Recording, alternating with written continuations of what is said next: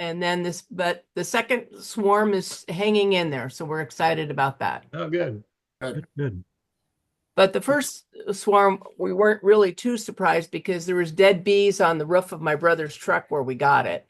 And then there are a lot of dead bees around the hive when we put it in the hive box at my sister's house. So Yeah, maybe there's some way you can spread the message around the neighborhood that don't spray the bees. I'll come and get them for you. yes, I have to do that. At least the next door neighbor knows, so we're all good there. Victoria, Yeah. did you split your top bar, or do you have a regular hive in addition to your top bar? We have the top bar. We haven't put anything in the top bar at all. We bought mediums from the club. Oh, okay. And so we've doing mediums, and that's why the nukes that Carolyn won at the Christmas party, we put into mediums. Okay. So that's worked out really well. And Okay. thank you again, Kurt. We did 2 walkaway splits with my hives. So she got 3 frames of bees and brood and Oh, in each of the nukes, and we put some honey in there, and we definitely saw queen cells. She had 2 or 3 queen cells in each of the splits. So something good should happen. Yes. But if the queen doesn't materialize, we agreed that we would find some way to solve it, with the club somehow. Because okay. we ran out of queens when we ordered the 30, right? Yeah. Well, we're going to be optimistic. Yeah. Well, I was telling Arthur earlier, I bought some queens from him for some of my other splits. And the day before I put the queens in, there was like 1 bee flying in and out about every 10 seconds, and it didn't seem to be carrying anything. And the day after I put the queen in, all of a sudden there's 5 or 6 going out every 3 seconds, and they've got pollen, and they just have to have a queen. And once they have that, you see the difference in behavior right away. Right away. Well, the other exciting thing is that my brother-in-law is all excited now about bees, and he built us a hive stand and put it in his pasture down lower so it gets more sun. Ah, So we're going to be moving them probably one of the hives down there tomorrow night. yeah. When you do that, take some brushy kind of stuff and put it at the entrance. That's a trick that Kimberly Krieger uses, and it causes them to redo their orientation flight because the entrance to the hive looks different. Oh, so brushy being Twigs, a little bundle of twigs and things that they have to crawl through to get in and out of the hive. Ah, okay. Very good suggestion. And dusk is about 7:20 or so. Is that a good time or a little earlier or wait till it's pitch dark? What's your suggestion for moving the hive down to the sunnier spot? Because it's not a few inches, not a few feet. It's about 20 yards away. Is there a possibility of you moving it early in the morning? Before they get moving around. Yeah. That's not a friendly suggestion, Arthur. Early. I meant Well, then just before sunset is the next best thing. Yeah. Okay. Well, and How the big a other hive is it? is to consider what the weather is. If just before sunset is 72 degrees, Yeah.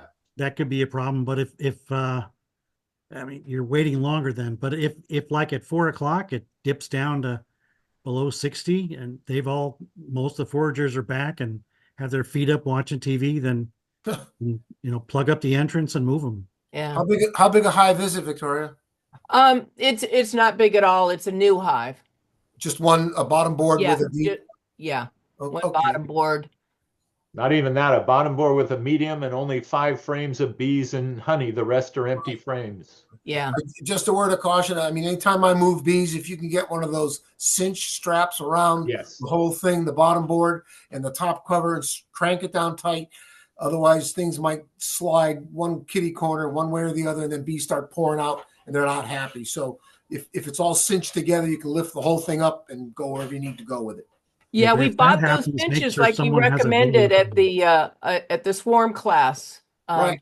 So we did get those. So yeah, that is our plan. Yeah, And good. I got a headlight light bulb, if we had dark. But Arthur, going back to my, facetious comment about early, what time early do you think if we don't do it in the evening?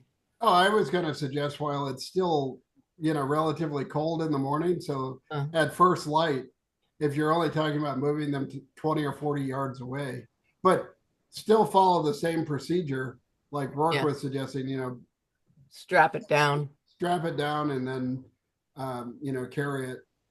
And then the light that you're using, hopefully it's not a white light, like a regular light, because that's going to attract bees.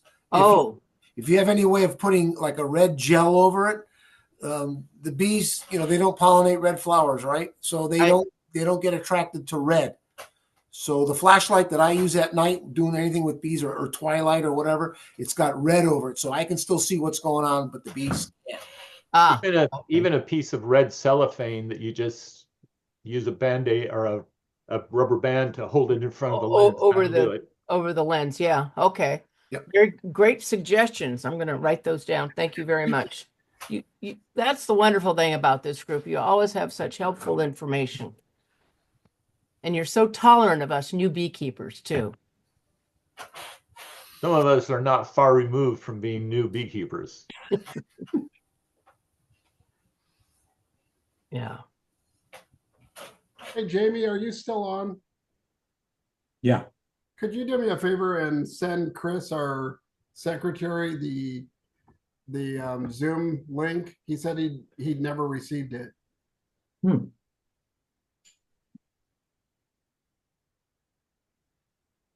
Thank you. Mm-hmm.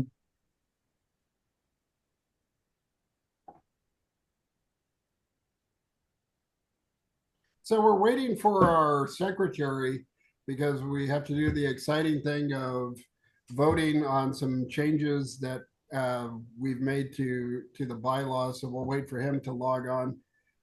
In the meantime, does anyone have any questions about how to keep your bees while it's hailing and raining? Or There's a tornado alert in Grass Valley earlier today too, I heard. wow, Yeah. wow.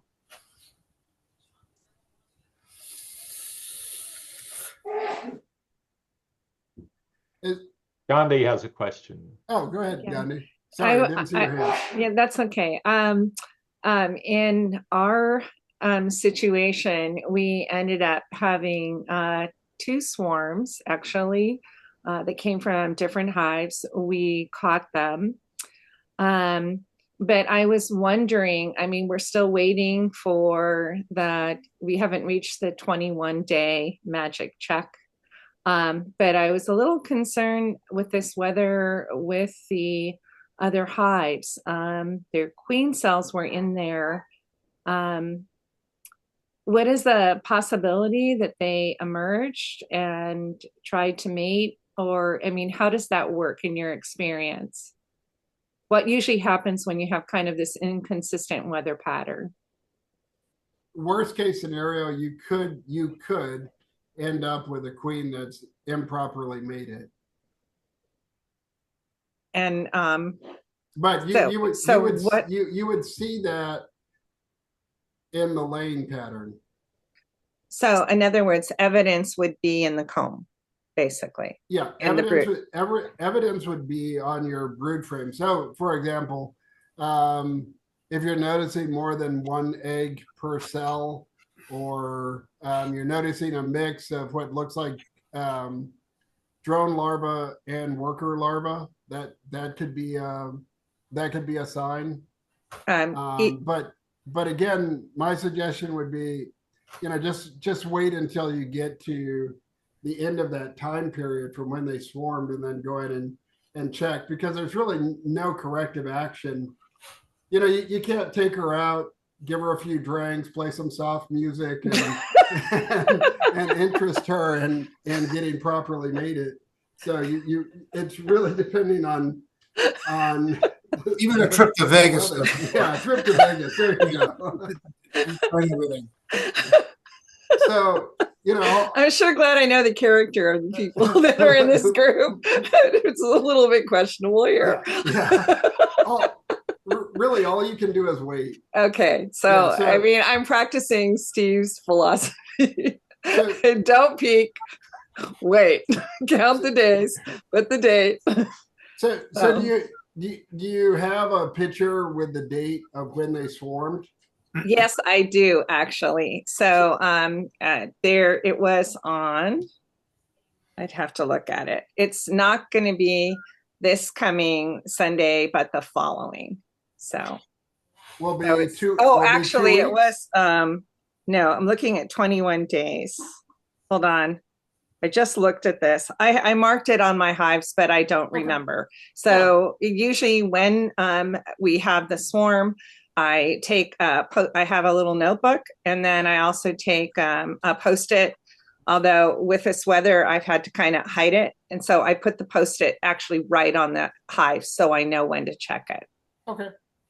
Yeah. Okay. So Yeah, before you got on, we were talking about the variable weather we've been having, and like I had a swarm that I caught, and I thought for sure it was my queen that's been laying really well. So I put her in a box, and I thought, okay, she's going to start laying right away. I waited 6 days, and I looked inside. There's no sign of eggs or brood at all. So I think it was a virgin queen that flew out, and a bunch of bees followed her. yeah, I think I'm kind of concerned, but as I said, I just have to be patient at this point. So when you have an initial swarm, then did you check? So you checked it after a week to make sure that the queen was laying? Is that what I understand you I saying, didn't check Kurt? the hive that the swarm left from, because I knew if there's going to be a Yeah. queen there, it's going to be a while, maybe 3 weeks or more. So I didn't look there. I looked in the hive where I put the swarm, thinking that Oh, I had a laying queen in that swarm, and I discovered no, I don't. It's a virgin queen. and So so, I'm hoping she'll go out and mate when it gets warm, okay, maybe. Yeah, yeah, Gandhi, again, I would just wait till the end of yeah, the it's two, hard to 3 wait. weeks. Yeah. Yeah, I know, but But we're watching, we're seeing pollen go in. So um, uh, it's just hard to tell because this weather's really been inclement. But I made sure that um, when with both the swarms that I put brood and there was plenty of food, and some of my um, frames, the larger ones, had some level of drawn out comb. So they didn't swarm afterwards. We had that beautiful, what was it last weekend? What was it? We had this one beautiful day. Maybe it was like 3 or 4 days before all of this mess. okay. But and I expected possibly that there would be, maybe something would happen, but I think they're really happy. Okay. One is smaller, one is in a nuke. And we were kind of surprised. Yeah, I think it was, let's see, today's April 1st. It was March 18th, I believe, because Matthew was visiting. So, Yeah, so give it another week. yeah, so it's one more week, but we've been watching and checking and making sure. Even when Peggy was talking about her, it's barely a hive.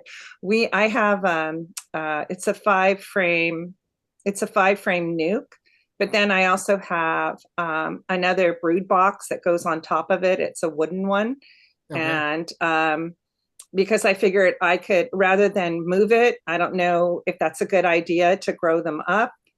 It's kind of an experiment. I don't know if it's not a good experiment to do, but what are your thoughts about that? As long as they have plenty of room? Again, give it a try. Okay. And I mean, that's the best way to learn, what your bees like and don't like, is sort of to play around with configurations. Hey, Gandhi, I see that Chris is online. Sure. Before I turn it over to Chris, just so everybody's aware, today is Chris's last day as our esteemed secretary. So I've tried crying and begging him to stay, but he refuses to give in. So Chris is going to give us a brief overview of all of the wonderful changes that he's made to the bylaws, and then we have to take a vote on those changes. So Chris, go ahead. You're muted, by the way. Yep. Thanks, Arthur. Hi, everyone. I've promised members of the board that I will try to keep this down to 5 minutes. So away we go. As Jamie has definitely alerted to people, members of the GBA, that some changes to the bylaws were necessary.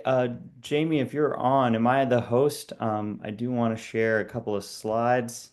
Yeah, you're good. Okay, so then let me go ahead and see if I can share my screen with you guys. And I'm supposed to be keeping this down to a minimum as well, so bear with me.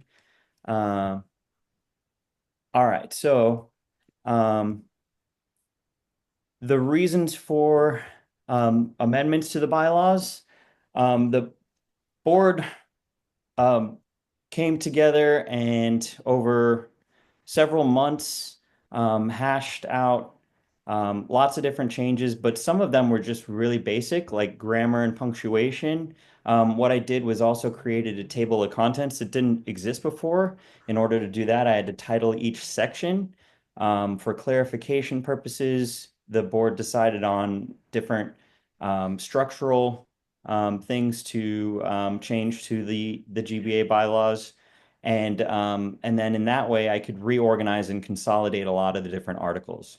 And the way the bylaws read is there's an article, a section, a subsection, and a paragraph. So for example, Article 5, Section 27, subsection B, and paragraph I.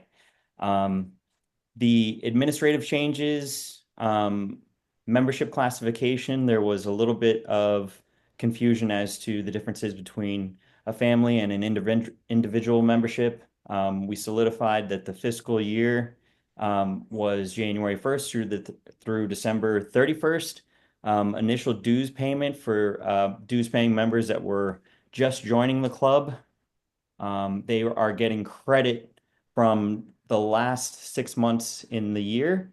And then that will just continue on into the following year, but only for the first initial dues payment. Hey, Excuse me, Chris, Chris. we can't see your Are we screen. supposed to see something? Because we just see a blank screen. You're kidding. Well, Yeah, yeah. it says click to exit full screen. Oh no. Okay, let's try this one. I'm sorry. No problem. I'm We glad you saw it when guys. you first came on, but then it went black. There you There you go. go. Okay. So I'm sorry about that. I was probably speaking really fast. Um, but if you can see it now, can you see my cursor as well? Yes. Mhm. Okay, cool. So, yeah, 1, 2, 3, 4 here, grammatical and structural changes to the bylaws, administrative changes. I was right on initial dues payment. Later in the year, if you're an initial dues paying member, either individual or family, then you will get credit for the last 6 months of the year. That being said, it was just determined by the board that there's not really a whole lot that goes on in the winter months, including, the elections and even perhaps just a Christmas meeting in December. So if you were paying later in the year, you're only paying for 6 months. That's kind of a bum deal. So we extended it into the following year as well. And it would just roll over into that year, but only the initial dues. Suspension, we'll go into that in a second. And there was a ton of questions about what to do if there was a vacancy on the board. Um, Quorum, as it stands now, quorum for any action of the GBA is 20. The board wanted to reduce that to 7, so it's more manageable and more action can take place. And there's a breakdown that we'll get into in a second. But what happens when we vote? And proper notice of any of that action. And then the meetings. After COVID, everyone knows that we're streaming on Zoom is very convenient for everyone. General meetings are solidified as 10 annually, and the board is reduced from monthly at 12 to 4 annually. And then it also clarifies any nominations and elections meetings and committees. All right. So let me see if I can change that slide. Can everyone see that one? Yes. Okay. So a lot of amendments are scary because you don't know what's being taken out and what's being put in, but this slide only lays out the omissions. The board decided to remove a section, specifically Section 5 of Article 4, action without meeting. The board decided that there shouldn't be any action without meeting so that all the members are informed of any upcoming action. The past president did have a position on the board. This was a recent change with the last administration, actually, and it was chosen.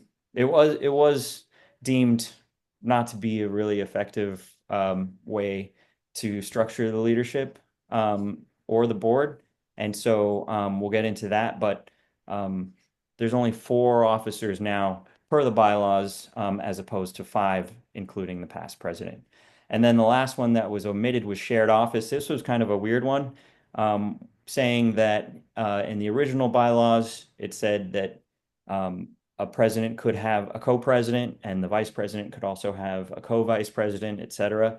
That was kind of a weird one, so the board decided to eliminate it. All right, now to the nitty gritty. The apiary program, because we now have a GBA apiary, that was established in one of the objectives at the very beginning of our bylaws. Membership suspension, after 3 months, non-payment of dues would put you into a suspension status. The original bylaws said that as soon as you didn't pay your dues January 1st, you were terminated, which was kind of weird. So I created this 3-month period where you would be suspended. The only thing that the bylaws says about this period from January 1st to April 1st is that you wouldn't be able to vote. And then that's all that happens after non-payment of dues, but you can pay it up into advance. Membership resignation, I changed it to notifying the board of directors in writing. Originally, the bylaws said that you could just notify any one of the board members verbally. So in writing is better for the record. Membership dissolution, it has to be a unanimous board of directors vote to reinstate. So if anyone gets booted from the association, then the board of directors would vote to reinstate that member. The initial dues payment, we talked about that. The last 6, I think that should say 6 months, July through December. Yeah, 6 months. That should be 6 months. The initial dues payment. I think we talked enough about that. Online video sharing after COVID, everyone's familiar with that. That was just added to the bylaws to allow for meeting online versus in person. The board meeting frequency, I also mentioned that is reducing from 12 meetings to 4.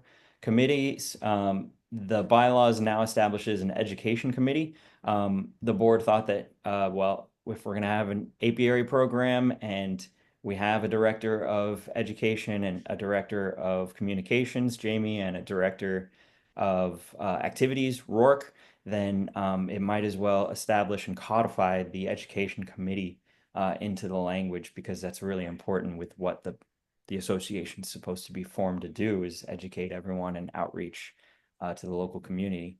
The board of directors configuration was established really specifically at 6 to 9 members, 4 officers, president, vice president, treasurer, and recording secretary, and then also includes and spells out that the directors of education, the directors of communications, and the directors of activities are appointed by the president, and the members at large, if any, would be a vote of the board.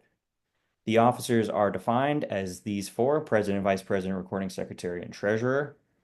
Terms of office, this is a big one, but only for the officers concerned and the board members concerned. All of their terms, instead of 1 year as established by the original bylaws, would go to 2. Vacancies, it lays out that nominations and elections would be at the following meeting. So if there's any vacancies in the board, then there would be notification that a vacancy has opened up, and then nominations would be at the following meeting, and a vote, if necessary, if there's more than 1 candidate to elect to fill that vacancy, would be at the following meeting, except if there's less than 9 months in the term. This is kind of a common parliamentary procedure where if there's not that much term left, then the board would just appoint somebody. So if the treasurer decided to leave 7 months left in his term, then the board could just appoint somebody. Elections and nominations, it does require email notification 5 days out for a nomination of an officer, and then 15 days out of any election so that the members are informed that a change in leadership is going to happen. A quorum for action, like I said, it was going to be reduced from 20 to 7. And there is a requirement in the bylaws that reads that in order to constitute that quorum of 7 people, it has to have at least 5 general members. This isn't a purpose of voting. It's not as if there's all 9 board members present, that only 2 of them can vote. It's not for voting. It's just for establishing quorum for any action. Referendum is established for 3 specific instances. Elections, and that's of any of the 4 officers to the board, amendment to the bylaws, and dissolution of the association. Amendment and dissolution are naturally hard to do because they should be hard to do. It's kind of like our US Constitution. It's only been amended 24, 25 times. Can't remember. But amendment, there should be 2 signers with a 31-day balloting process, and 2/3 majority of the entire membership is required to pass an amendment. And dissolution of the association would require 13 signers, a 60-day balloting process, and 2/3 majority of the entire membership to dissolve. So all in all, that's how the sausage is made. I know it's not super exciting, but I know that Jamie did post all of the red line items to the language online, and you can definitely read up on it. Let me see if I could stop sharing. There we go. And hopefully that answers most of your questions. That's all the changes, all the omissions, and then all the additions and clarifications. But most of what we had to do with the amendments was amend the structure, move things around so it flowed better, add the table of contents, and then just make it easier to read and answer some questions for the board on procedural votes. I mean, that was essentially it. I don't know what my time was. How did I do, Arthur? You did great. Hey, Yeah. hey, this is Stephanie. I have a quick question, and I'm using my phone. I don't know how to raise my hand. For the membership 3-month leeway, how does that work with our insurance? So I think Mike is on, and he would probably be a better person to answer that question. He's our treasurer. I don't think it affects the insurance question at all, but Mike, do you want to take that one? Stephanie, I'm not sure the question you're asking. Hold on. So my understanding, and I could be wrong.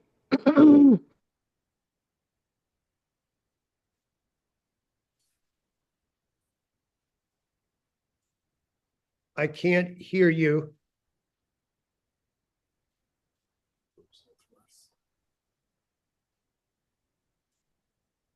Are you still there, Stephanie?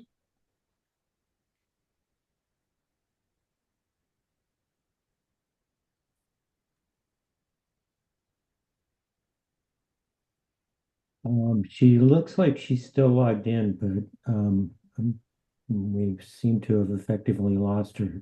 Okay. Maybe we could move on to Yeah. a second question and then come Mike, back. I think what she was asking is, you've got this 3-month grace period where somebody hasn't paid their dues and they're on the list of members of the club, but they're not an active member because they haven't renewed their dues. Does that have any implications for the insurance? Yes, thank you, Kurt. I'm back. That's exactly my concern. I think, and that 3-month window would be at the beginning of the year. And I think we pay insurance like mid-year. So I don't think that would matter. But And we also, they when would we be pay, considered as members. when we pay insurance, it's for a kind of a ballpark number of members, right, Mike? Right, it's a range. It's a range. Yes. So they would still be considered a full member during that 3-month grace period. For insurance purposes. Yeah. Correct. Right. So And technically, I think we're considering them a member through that 90-day period. So like if they went to the apiary or an event or supported something, they would be covered. Or the Yes. club would be covered. The club would be covered. Because they would still be considered as a member. They're not delinquent. Perfect. Okay. After the 90 days. Awesome. Thank you. You're welcome.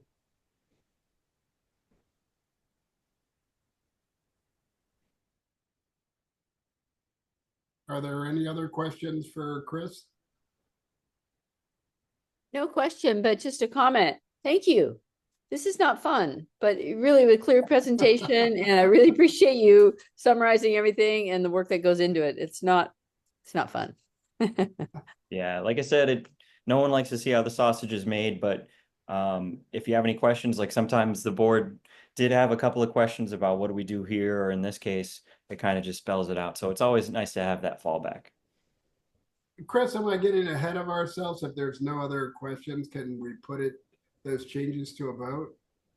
Absolutely. I'd like to make the motion to approve the amendments to the GBA bylaws as Jamie has posted for the red line items and the amended items. I second. Do we need a second? Okay. I second. Thank you, Marianne.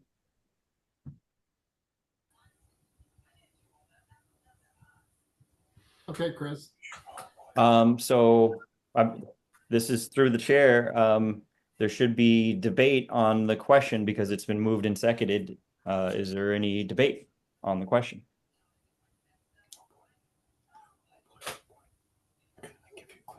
I just want to say thank you for the Robert Rules of Order, which we don't follow in our planning commission here in Gilroy. And I have a meeting with our attorneys to discuss this later next week. So very nice to see. Yeah, and Robert was a genius. There's 12 editions of what he wrote. General Roberts. Oh. Can I get a repeat of the question so I understand it perfectly? I've listened to the conversation, but I want to make sure I get it before I cast it into stone with my vote. Yeah.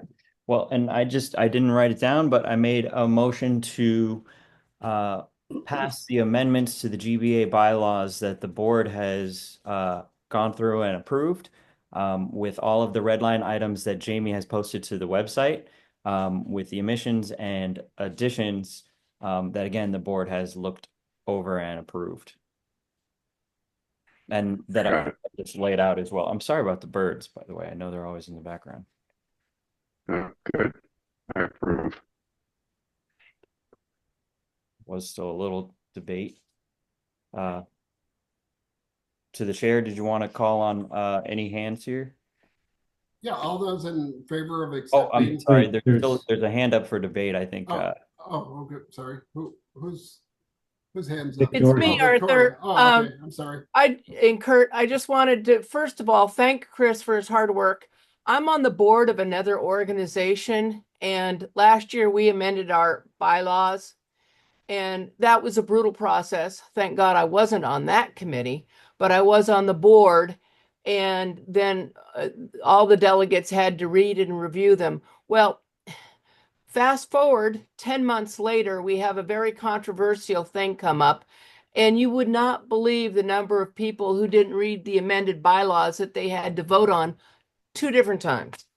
And so, it was just, so it's sort of triggering for me to hear the bylaw thing and think about how people, said, oh yeah, let's vote for it. And they hadn't read them. And the clear, concise presentation that Chris did, I understand why I have extra straps so that we can tie Chris to his computer to remain a secretary. I will donate those. Okay. It just I wanted to put that in there. We love you, Chris. We're not letting you go. There you go. So it's tough, but it's a hard work, and I mirror what other people have already said. But thank you very much for making this effort for us. We sincerely appreciate it. Thank you. Absolutely. I appreciate that. It is. It's tough. There's a lot of, it's like legalese. And the whole Robert's Rules of Order thing, God, there's another trigger because even the president of the organization hadn't read them. And so during a controversial vote, it was pointed out to them. And then the finger pointing is on the people who had read them and pointed out that they weren't following their newly revised bylaws. It got nasty and brutal. I'm telling you right now. Instead of water, I might have to open a bottle of wine after this. So I hear what Stephanie has to say that, people allegedly know, we're adults and we teach parliamentary behavior and Robert's Rules of Order, at least when I was in high school. That was one of the things in civics class you learned, but I guess not anymore. Oh, well, I'll shut up. I'm having a moment. Thank you. Bruce, go ahead, Bruce. Fair enough, Victoria. Yeah, I'd like to call the question. Okay. It's a good one. So that's to the chair point of order. That's actually a separate motion that has to be voted on before we can vote on the main motion to amend. So now there's two questions. So you have to call the vote to call the question first. Can we get a vote or a motion to call the question, please? Well, Bruce made the motion. It seems like there's plenty of seconds. So now we just have to vote yes or no. Okay, Mark did. Was that? So go ahead, Chris. Okay. All those in favor signify by saying aye or raising your hand. And all those opposed to calling the question? Okay. So the ayes have it. And now I'll leave the vote to amend the bylaws to the chair, to Arthur. Okay, all those in favor of amending the bylaws, can we get a show of hands again, please? There's a couple of people who I can't see, but I would say that the yeas have it. Yeas have it. Okay. Beautiful. And that's 22 participants plus John and Mike makes it 23. Okay. Thank you, everybody. Appreciate it. Chris. Thank you. Thank you. And again, thank you for all of the hard work that you've put into this. Yeah. I know it's for myself included, it's as fun as having your teeth cleaned, but thank you for doing it, because it was definitely necessary to move from where we were at originally to what you've created for us. So thank you immensely.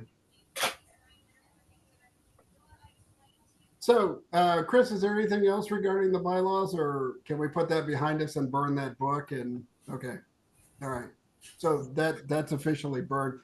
So moving on to questions, and as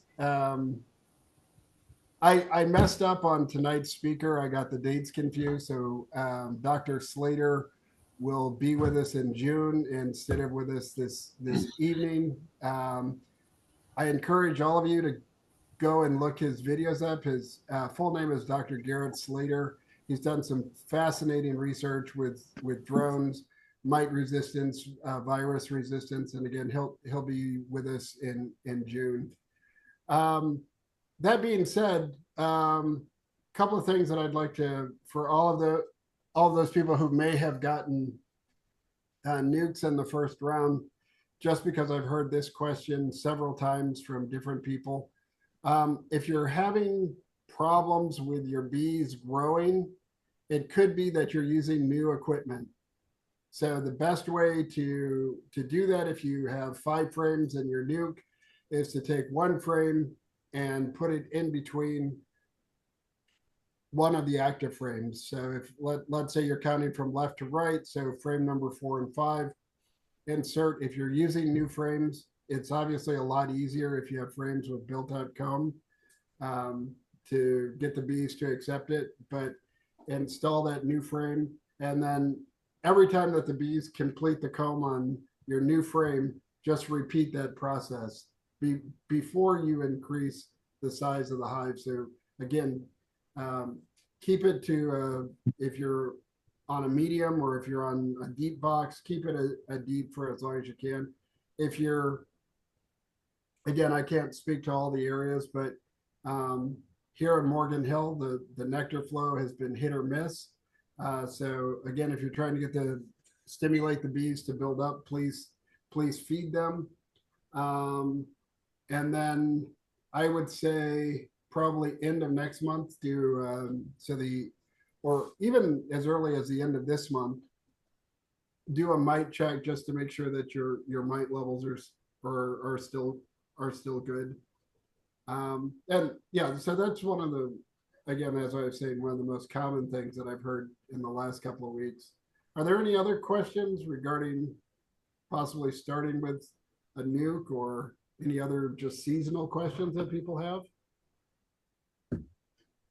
Yeah, go ahead, Mark. So I have a bee suit that I bought in Dayton about 10 years ago, Okay. and I have been getting stung with way too much frequency. Now I basically count the number of stings per bottling, and it's getting old. Like I just went through my hives and I got stung like 15 times. So And several I'm looking questions for for you. a good suit, Okay, like a so really high quality suit. what type of suit from Dedant do you have? Do you have one of those, like the breathable suits? I got one that has mesh, and I don't Yeah. want one with mesh because they can sting through the mesh. And Okay. it also has a hat, and somehow or another, the vents on that hat, if the screen doesn't get right, they can get through the vents. And it's just, I also have the long sleeves with vents right here, so I get stung around the wrist. And I'm tired of it. And I thought Jamie had a really nice suit that I saw out a while back, and I wanted to see what brand that was or if anybody had any recommendations. That's if I'm thinking correctly, that's a Leeson suit. Yeah, I like it a lot. Yeah. Where'd you get it? You can get them through Better Bee. Mhm. Better be. Yeah. Okay. It's Well, got that really was nice cuffs. There's no way that the cuff can ride up because your thumb goes through the cuff. So it protects your wrist really well. The hat has got a chin strap, so the hat doesn't like wiggle around. Um, it's got plenty of room for the veil. Yeah, I yeah. like it a lot. Okay. What about gloves? Any recommendations? I've Are you got two types. getting stung through your gloves? Not through them, but around the wrist, either through the mesh. I Oh, also bought a pair of shorter gloves, and I taped between the two, and they got in because the tape got loose as I started sweating. well, And like Jamie was saying, the cuff on the Leeson jackets, you put your thumb through the hole. So if you have a glove that comes up above your wrist, it really prevents any bees from getting behind your glove Mhm. and stinging you around the wrist. okay, yes, Mark, does your suit have a thumb holster? yes, it's got a string that I put on there, and then when I pull my glove on up here, I get good coverage. They also are really thick leather. I don't get stung in the hands. It's only around the vent, and the vent is right at the wrist, about a 2-inch strip there, and then there's let's see where else I get. Around the neck. I have a pair of those leather gloves that have the mesh around the wrist, and Yeah. it is a problem. when I wear those, I put a sweatband on my wrist, and that gives enough distance between that mesh and your wrist that it doesn't happen. That's a good idea. So another thing to think about, Mark, is some of the bee suits that we have at the apiary have plastic zippers instead of metal zippers, and those seem to have a shorter lifespan than you'd like. So if you have the option, get a suit that's got a metal zipper rather than plastic. Right. I have a metal zipper now, and I thought I got a good one. But if I also use duct tape around here because they can get in through the zipper at the neck. Wherever they can get in, if anything goes wrong, especially after I've been working for a couple hours, they get in, and then Was the suit on sale, Mark, or I've never? Is it a return? you know me well. You really shouldn't have that many issues with your suit. I haven't looked at prices lately, but the jackets, which I like, I think those used to be around $80. I think the full suits are, again, this is old information. I think those used to be around 125, 130. But they're really I'm nice on the suits. Better Bee site, and the Leeson jacket beige is 118. Oh, okay. How much is the full suit? I'll have to keep scrolling here. They have all sorts of nice colors. I definitely get the full suit because 154. Oh, okay. The like Leeson. I see like YouTube videos where they're picking up the bees with their hands. It's like my bees are Africanized. I mean, they are mean as hell. And as soon as I break into one, they tell everybody, and then they just swarm. And if there's anywhere in my suit they can get in, they get in, and then they tell everybody this is where to go. And I'm just like, okay, That there's got to be full a vent suit. suit is 189. Yeah. I'm going to get the one Jamie wears. I really like. I saw that. I took a picture of it, as a matter It's of the fact. Leeson full suit. Yeah. Full I vent. see a Leeson full suit on that website on the second page for 129 for the whole suit. If you go on to the second page. Hey, Mark, this is a silly question, but are you washing your suit? No. No? Oh, yeah. You Thank might you, want to Stephanie. wash your suit in Yeah. delicate and then hang dry it. Okay. Because I think Arthur and Stephen, Jamie, they can explain a little better, but they know the bees smell it. They've been all over you before. They know. Yeah. So I wash mine pretty regularly. Not my hat, of course, because it's got the metal frame and everything, but my suit I do wash, but I also have a dust allergy, so I definitely like to wash it. Yeah. That Stephanie brings up a really good point, Mark, or for anyone. If you're getting stung through your equipment, you should definitely wash it after you've been stung through your equipment, because the bees will leave a alarm pheromone on there, so they have you pre-marked for an encore performance during your next visit to the hive. So yeah, wash it, and don't be afraid. Like if you have any dryer sheets, to make it smell nice and pretty. Also, just sort of an odd question: what are you using as for smoker fuel? Just leaves and dry pine needle type stuff. I also had some pellets I bought, but I burned through those and I haven't replaced them. So I just use dry leaves and pine needles. Okay. All right. Yeah, definitely switch out your suit though.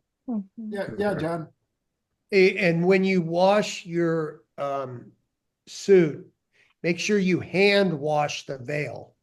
Don't wash it in the washer. It might get destroyed. Does anybody duct tape like around the veil at the top? No. No. The only time I've used duct tape was when I got a teeny tiny hole in the netting, and I just put duct tape to cover. It was a very small area so that a bee couldn't enter. But I was also wondering with your gloves, I had ordered sheepskin and they were wonderful. It was really soft, but for whatever reason, they were able to find areas in the stitching. I don't get stung very often, but I went to it's like a really thick glove. And then I've got it here. Sorry, I didn't mean to make this show and tell, but I have a bee allergy, so I have to be very careful. But if you look at the stitching here, it's actually attached to the leather, and then you can put your glove on. And I put it up over my sleeve. I also have a license suit. Matter of fact, the very first time I was at Jamie's house, he allowed me to borrow his. It was before I knew I had a bee allergy. But some of the licensed suits are heavier than others. So talk to Better Bee. They're really nice and they'll give you really good information. But I think you mentioned something, and I don't know. It seems to me like, are your bees typically that aggressive? Well, my bees, a lot of them are Arthur's bees, and I think he gets them mad and sends them my way. Arthur, that's not very nice. Arthur breeds his bees for Morgan Hill gentleness. That's correct. That's Is that very what he well known. says? Okay, I've been told I have sweet bees. So But- another option, Mark, for gloves. If you go out on Amazon, you can get those green chemical protectant gloves they go all the way up to the middle of your forearm, and they're great for handling things like oxalic acid, and you can still manipulate the bees really well. No way they can sting through that stuff. The only thing you have to be careful of is you got to rinse them out and let them dry out inside, because you can grow all kinds of bacteria and things in there. And if you have an open cut, you can get staph infections or something if you didn't clean them occasionally. What's the material on that? It's I think it's vinyl, but it's made for handling acids and things. Okay. So it's really robust. Yeah. Okay. Yeah. I might try that. I did get a pair of those. I didn't get them for myself, but for my husband. But I'm so glad that Kurt said about the sweating. It does make your hands sweat, and you have to it's really hard to turn them inside out to get them dry. So I just went back to the others. I also use these gloves when I'm gardening, because I never know if I'm going to be if I'm out. I have a perennial border and there's, bees in there. I never know when one of our little ladies has decided to tuck herself in and then surprise me when I'm weeding. So that might be something else. But I have heard, and I don't know if this is true, but some bees can be more aggressive. I don't know if Africanized bees have reached our area, not necessarily our area, but I thought I'd heard that some of them have drifted into different areas. And yeah, they find them up at Benicia. Okay, thank you, Kirk, because I remember you talking about that. So, but do your bees produce a lot of honey? Mine? Yes, Mark. Yeah, they produce a ton. That's part of the problem, is that I will, be working, and over time, I don't check the suit. I'm sweating, and that's what happened about, I don't know, 3 weeks ago. They were really starting to get dense in a couple of my bigger hives, and so I was separating them out and doing some splits, and God, and I was trying, I was in a hurry, and man, it just went to hell in a handbasket quick. And there was, thinking, I really think that my bees have interbred with Africanized bees, because they are mean. That's like I ordered some queens that are coming in this week, and hopefully they're a little gentler, but we'll see. there was a video that I saw. It was Randy Oliver, and he was doing his splits. And he said that if you're doing a split, you need to remove the bees away from the home hive because sometimes that will generate more aggressive behavior. I don't know if anyone's had that experience, but where they were calmer when they were moved away from the parent hive. I don't know how you guys do. I've never seen you do a split, like at the apiary. So I don't know how you guys do that. Or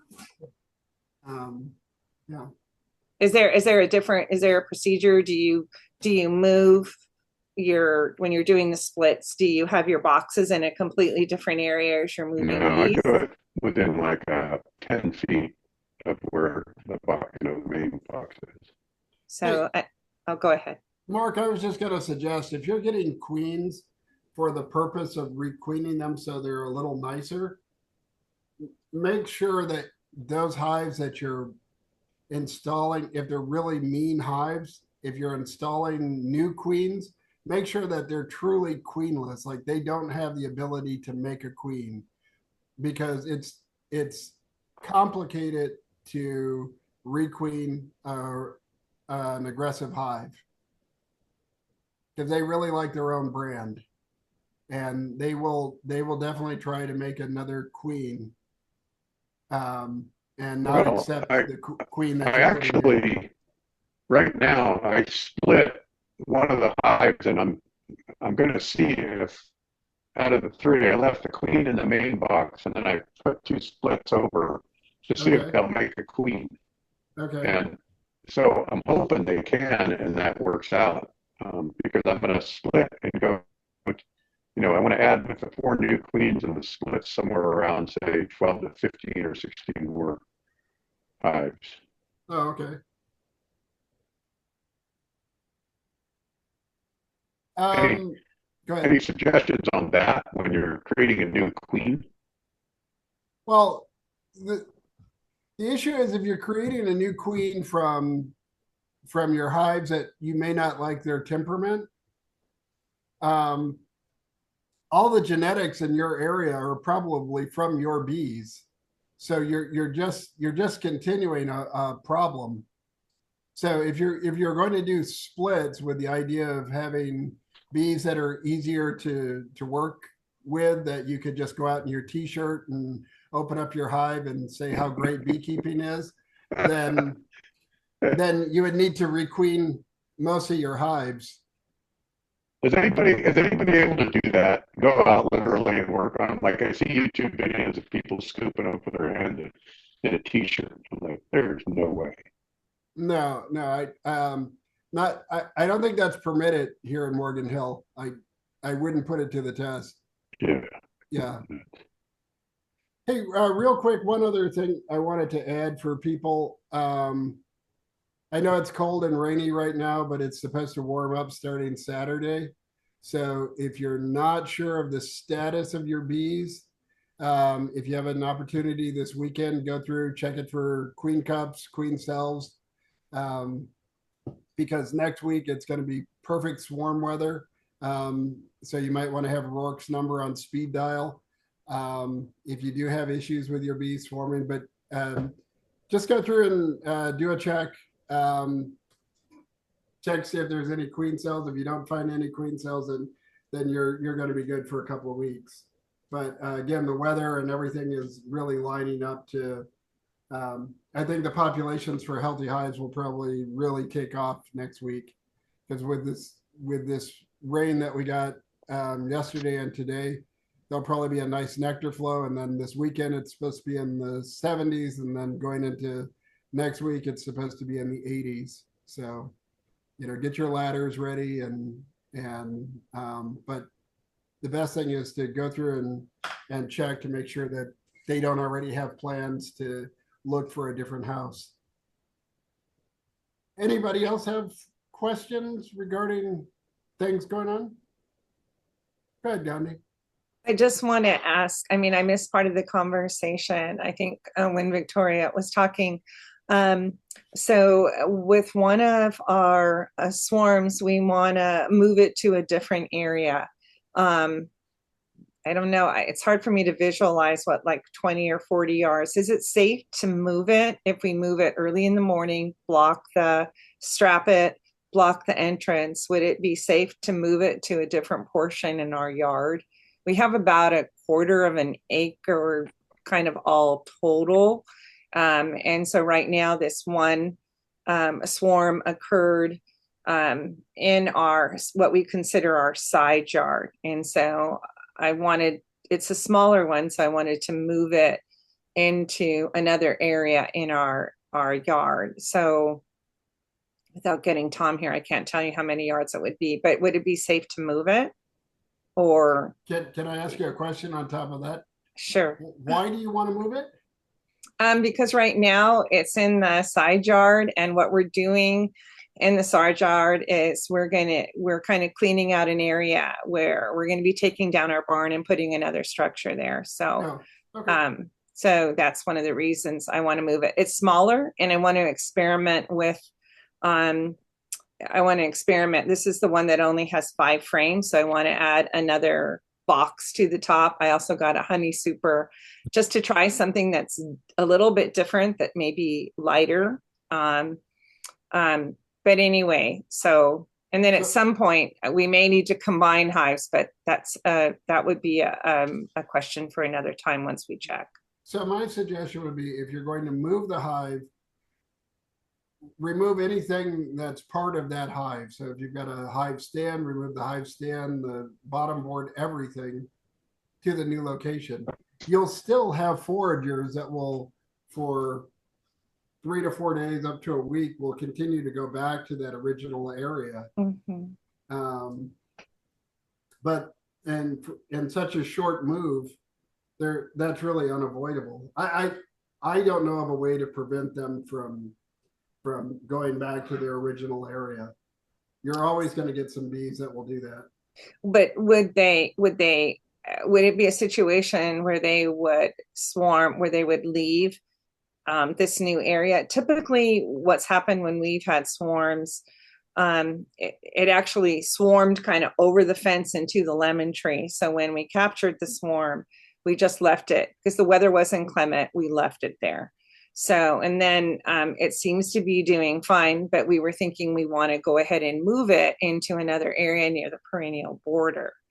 In the past, what we've done is we've taken our swarm and we put it kind of above ground. And then what we've done is we've kind of gradually moved it closer and closer to the area where we wanted to put it.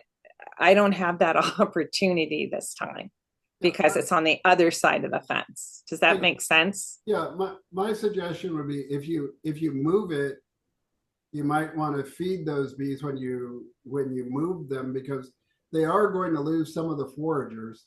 But moving and swarming are 2 separate events. Okay, so in other words, but I thought I understood that sometimes if you move a beehive, there's a possibility that the bees may leave that area if they don't, that they may leave, the nuke if they don't like that area. Is that true? Can that happen? I've never seen that.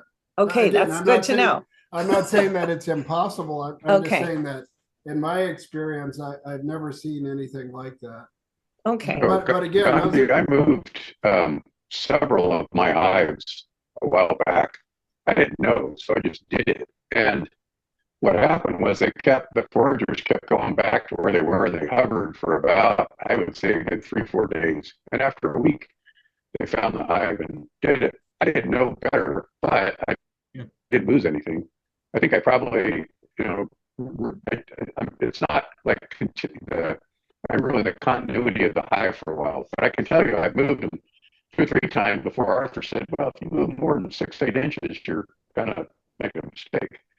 And like I said earlier, Kimberly Krieger, and I've read this other places, if you take a little bundle of sticks and weeds and things and set it in front of the openings so they have to crawl through it, they will tend to reorient to the hive, and so you'll have fewer foragers go back to the old place because they realize, wait a minute, something's different about the hive. I have to figure out where we are again. Okay. All right. That's what they say anyway. Okay. Yeah, I mean, who knows? Maybe we'll just combine it with another hive. I don't know. We'll have to see how they're doing, and we haven't checked them. So Yeah, go ahead, Mark. So I watched a video on YouTube for requeening, and the guy stuck a bunch of grass in the hole excluder and basically blocked them in with the queen. But you know, it was green grass, so they could get through it in a couple of days or two. Has anybody done anything like that? No, again, I wouldn't block off your hive, especially with our weather here, because let's say it gets to the 80s next week. That's going to be too warm if the bees don't have a way to get in and out of the hive. Yeah, what Kimberly's suggesting isn't to block the opening, but just to put some obstacles in the path so that the bees have to crawl through it and they realize, wait a minute, something's different about the place we're at. I have to orient myself again. Victoria? My question is, when should we change the hive reducers? Because not this weekend, but the following weekend, they're predicting low 80s in Morgan Hill, Gilroy. So we have the entrance reducers to the narrow one for the winter. Would that be the time to make it the broader entrance and flip it? Yeah, that'd be a good idea. But not until then, right? Well, I mean, the other thing that you could do is just open the box and see how many actual frames of bees you have. If it's less than half full, I wouldn't change the entrance reducer. But if you're 70 to 80% or more full of bees, then yes, definitely change the entrance reducer. She's Okay. she's got all brand new nukes with Yeah. only 5 frames. So Yeah. I would leave it. Hey, real quick, Kurt, did you want to make an announcement about next week at the apiary, and then Steve? oh yeah, next week on Tuesday at 11 o'clock and Thursday at 10 o'clock, we have these homeschool groups coming into the apiary. The one on Tuesday is going to come for a period of maybe 6 weeks, every 2 weeks. Their objective is to learn how to be beekeepers and eventually next year have their own hives. The second group that comes on Thursday, it's a one-time thing. They just want to have the kids suit up and see inside the beehive and see what it's all about. So there's signups out there on the website for people that want to participate. We probably have enough to have it covered already, but if you have a burning desire to be part of it, you'd like to see how we do all this stuff, you're more than welcome to come. And Steve, didn't you also want to announce something? Yeah, I'd made an initial contact with the William James Boys Ranch here in Morgan Hill. That's an alternative in Santa Clara County to juvenile detention for boys 15 and a half to 18, and asked the probation officer if they might be interested in a bee program, because they focus on counseling, education, and vocational programs.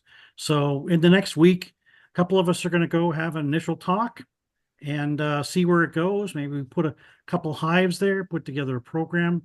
We'll see what works best for them. If anybody's interested, I'm not asking you to volunteer or do anything.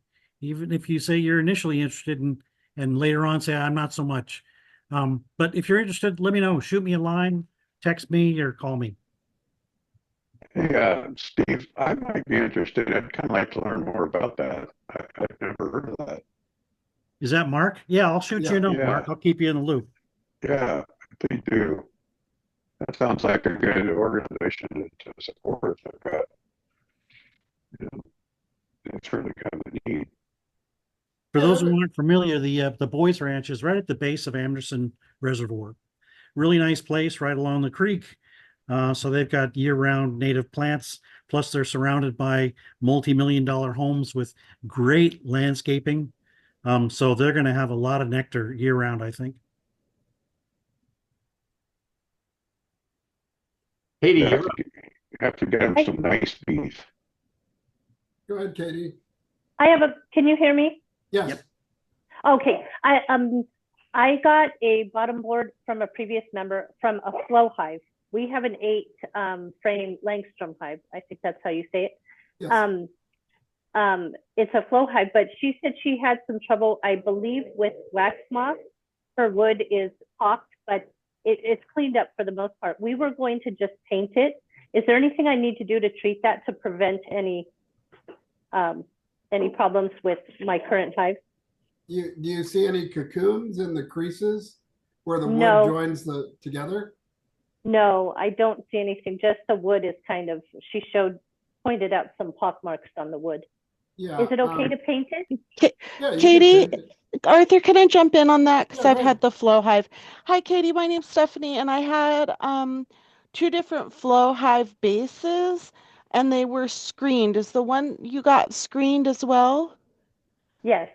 Now, the screen on this one, is it like a full metal screen? Because like I got two different screens, and one of them was like a tighter mesh, and one of them was sort of like larger gapped openings.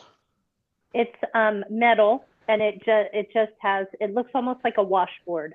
Okay, so I'm going to give you my personal experience, which you might not have, but I too had a problem with wax moths. And what I discovered with that one is that the bees can go through that and get into the bottom board. When I think what was happening is they were going through that screen and picking up what was on the bottom board and bringing it up into the hive. And I ended up getting rid of all my, because the club knows it was 3 years of wax moth. I ended up freezing everything, starting from scratch with those boards, and I still had the problem with the screen boards. I got rid of the screen boards. I went to a solid board, and I haven't had a problem with wax moth. I'm just saying everybody's different, Yeah. but that particular one, the bees can get through that screen, and they were definitely going down into the tray and bringing whatever was down there back up. And it was a huge, huge issue for me. Okay. So I guess Katie could fix this by either putting a sheet of plywood on top of the screen or Yes, getting a piece of window screen material and cover the screen with that so that the holes she are could. fine. She could, for sure. Katie, also another suggestion. I saw you post on Facebook, but before I could reply, someone else had already sent you a reply. I've got an 8-frame bottom board, and since my two hives are 10-frame, if you're interested in having this 8-frame bottom board, I'm in Morgan Hill, so you're more than welcome to it. I appreciate that very much. That's why we ended up with this, and I didn't know if it was going to work. But as I replied to, I believe it was Steve's email that he sent out, I didn't know appropriate, but I shared the day after we set up our nuke, a bunch of bees, the sun melted, a frame we had outside, the honey went everywhere, bees showed up, and then they just went in our spare box. And so the box is actually on the ground on some wood, and I want to get a bottom board, and we were desperate.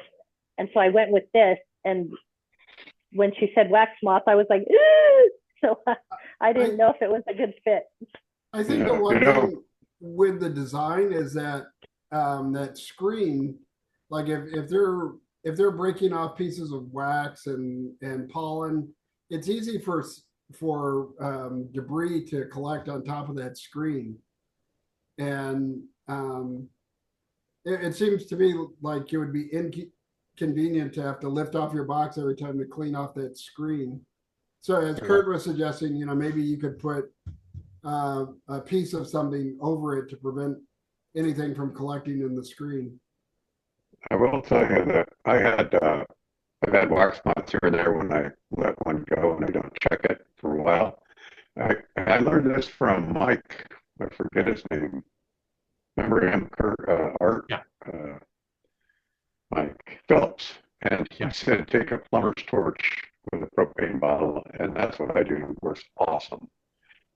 Basically, anytime I have any kind of contamination, I go through it like that quickly, and I have no problem with cross-contamination after that. Painting, I guess, too.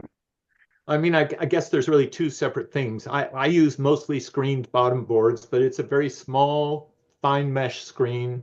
the bees can't possibly get through it and the wax moth can't possibly get through it. But if I let a bunch of debris collect on the little board underneath that screen, it will attract wax moth in a big way. So I have to clean that off about every 6 weeks or so. And it doesn't take long. And the advantage of having it is I can see if there are mites down there in the debris. And I can see that pretty easily. But and some people just take the screen off, or the bottom board part off completely and just let the debris fall through the screen onto the ground. Okay, that makes sense. Thank you. I gotta check out, guys. I'm still getting a PhD and I got a class, Okay. so Well, check we're out. we're going on 8:15. So let's wrap it up anyway. Again, Chris, thank you for being our secretary. And hopefully you won't be a stranger in the future. Please come by and visit us. Yeah, if there's no other questions, Steve, it's not this Saturday, but the following Saturday that we're meeting at the apiary, right? Absolutely. Yep. Okay. All right. All right. All right. Well, thank you, everyone. All right. Everyone have a good evening. Thank you. Bye-bye. All right. Thank you all. Good night.